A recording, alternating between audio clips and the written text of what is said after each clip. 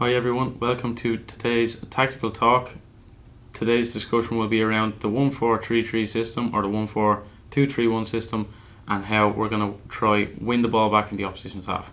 So what I'll be looking at is how we press from the front, our line of engagement, our angles to press, our triggers to press, and how we can try win the ball back as high as possible in the opposition's final third.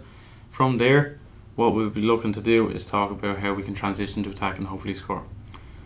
Before I go any further on how we're going to press in the opposition's half, it's really important to remember that we always press as a team. So even though I won't mention them too many times, our back four and our goalkeeper are vital to our press in the opposition's half.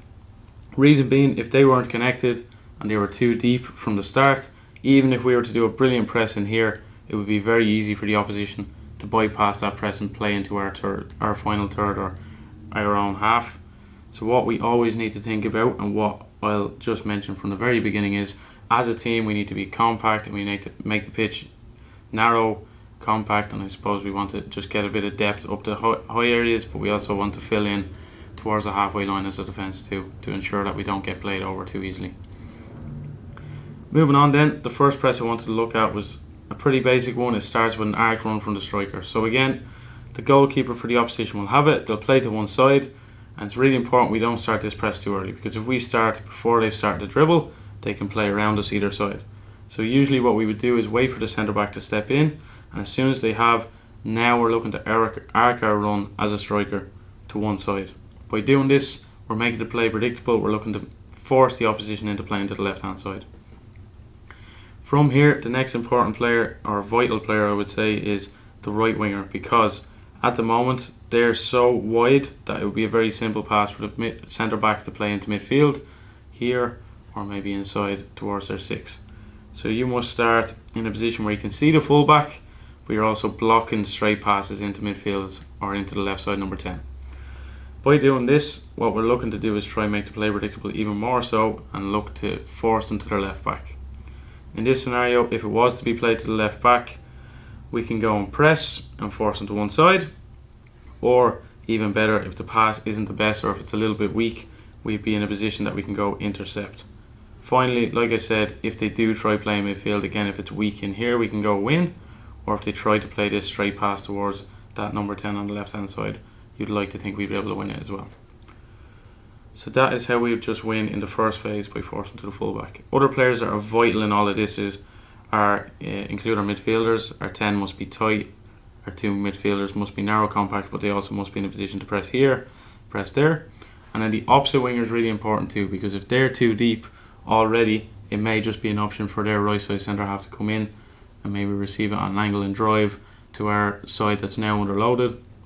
So it's really important that this winger steps infield towards our striker, giving support, so that now if they're going to play that switch, it's a very big one, that we have loads of time to travel across, and if they in any way underhit it, we can go in from there. Just to progress that press a little bit further, because obviously we won't always have it as easy as that, another press we have involves our striker arcing his run or her run, but if they were to be beaten anyway. So on some occasions the opposition will play out, they'll step in, the striker can arc their run well, we could be in a great position to block off that channel. So a clever centre half would probably look to turn out and play keeper to the other side or straightway to the other side. The problem with this for our striker now is, if they were to play directly to the other side, it's a very long run for our striker to make, and by the time they've actually made it, you would like to think the opposition centre half would already be past their line of engagement. So as we arc this run and it's switched, the player who can now clearly affect this centre back is our number 10. So we'd be looking for our number 10 to go press and again try force to one side as they step in, and really look to push them to the right hand side. That eliminates a really long run for our striker and also still allows us to force them to one side. One issue we may have here though is that their number 6 is free. So a much shorter and easier run for the striker to make is back inside towards their 6, just to ensure that they can't bounce into midfield easy.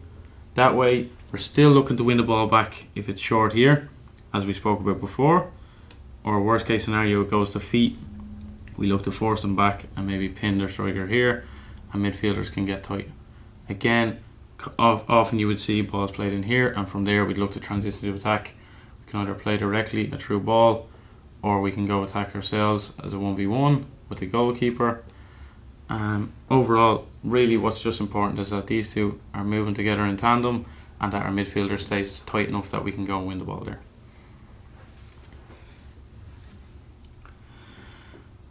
So just to change it up a little bit then, what we have is a slightly different press again. The opposition will drop into a similar shape, always playing into 4-3-3 during this talk. We'll have our 10 pick up, but we'll actually push on a 6 and play with 2 10s in this occasion. So the opposition would look something like this, where they might play with a 6 and 2 10s as well. So instead of always expecting our striker to press and force to one side, another pressing option we have is for our wingers to go and engage with the centre backs.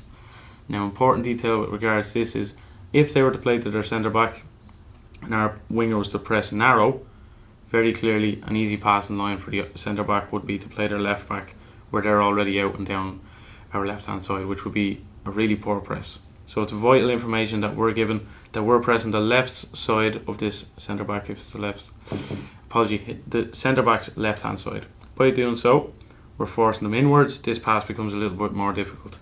Also, as we're making that run, it is quite important that our fullback maybe steps up a little bit, just so that we can get there if they do try play that over our head, and everyone would shift across. So again, pressing in the front, but is the team unit and individual in the right shape. From here now, what we'd be hoping for is our winger will be in a position where maybe they could affect the pass if it was switched, but more importantly, we're going man for man in midfield, so we're really stepping and being aggressive in our press, making sure that it looks very tight. Even if they come short, can we go step in, be aggressive, so that if they try play anywhere in here, we can bite and try win. Play here, again, can we bite and win? And then again, if they were to decide there's not enough space here and can they play over our heads, we've still got a number 6 who can clean up, and we've got our right full in a position to cover this area, and we still have a back 3 that have, I suppose, enough space and time to go win any pass that comes in here. They can all go win their headers and look to pressure or cover each other. So that would be a really high press. Again, mostly looking for it from the middle. Just to go through that press again, and the other scenario similar to what we spoke about the last time. I mentioned it already, but it definitely is a likely thing to happen, where if our wing was to press aggressively and rule out this pass, they're probably going to try play the other side. In that scenario, we'd be looking for a very similar press from the opposite side, but what would happen really quickly is, can our right back get back in, our back 4 shift over, so our left full can go affect that pass. And again, one player we haven't mentioned who can affect the pass is this player here. So maybe we could push over as they move, and if they do look to bypass our winger, we can go press and maybe just fill in spaces. But as I said, if this press is good enough, we might be able to just force them inside where they're going to look to play in here, and as long as we're touch tight, we can go affect the game, hopefully win it back and force a mistake, and from there we're looking to break, get bodies in the box, and hopefully go and score. So another scenario we might be able to look at in terms of pressing in a 4-3-3 actually involves evolving into a 4-4-2 formation. So in this case, we'd have our striker step on and nearly affect one centre back only, and instead of leaving a free centre back, we'd then ask our number 10 to step on and act as a striker. From here, we obviously have our 4, we have our 4, and we have 2, and now the risk is we have an underloaded midfield. How this would work though is we would look to force them inside, and as it's played to the left hand side, our right hand side striker will press, and our left side striker would shift across, similar to that original press that we spoke about. But again, if they play, can these two just interchange those positions really quickly, so that it's just always forcing here. From there then, another important piece of information to remember is if these two are very wide, they could play their 6 straight away, so we have to be very careful of that. We have to stay narrow enough that when we're pressing, we're forcing onto one side and we're blocking that central pass. Still, by doing this formation, we can affect this pass really quickly, and again, it's just always up to that opposite striker to fill in this gap here if it was to get to the fullback and they're looking to play in here. And then another massive, I suppose, area that we need to work on and make sure we have under control is if they were to beat this press, so step in past our 2 strikers for whatever reason, we obviously have our underload, they might try play into the 6. So what we may have to do is be brave in terms of our press and ask one of our 2 midfielders to go step onto their number 6. If this was the case, right now I would say wingers narrow in and make it difficult, or midfielders left and right narrow in and make it difficult, but they still might have this free player looking to step in. If they were to push this player on, what's really important to remember is we still have 4v3 back here, or sorry, we have 4v4 now. If they were to step in, can a centre back be brave and go mark that player?